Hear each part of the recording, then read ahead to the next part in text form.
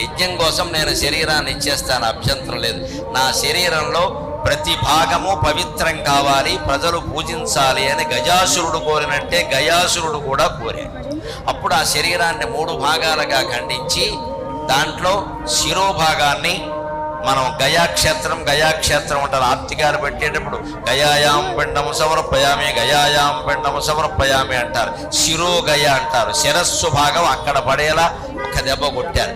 మధ్య భాగం ఒరిస్సాలో ఉండే జాజిపూర్లో పడేలా కొట్టారు. నాభిగయ అంటారు దాన్ని. అదిగో పాదాల భాగం మన పిఠాపురంలో పడేలా కొట్టారు.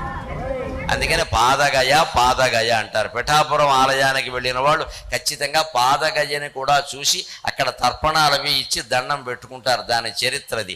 ఆ రకంగా గజాసురుని యొక్క శరీర భాగాలు మన దేశంలో 3 చోట్ల పడ్డాయి. అందులో పాదభాగం పిఠాపురంలో పడింది. అందుకని పాదగయా క్షేత్రమైంది పిఠాపురం.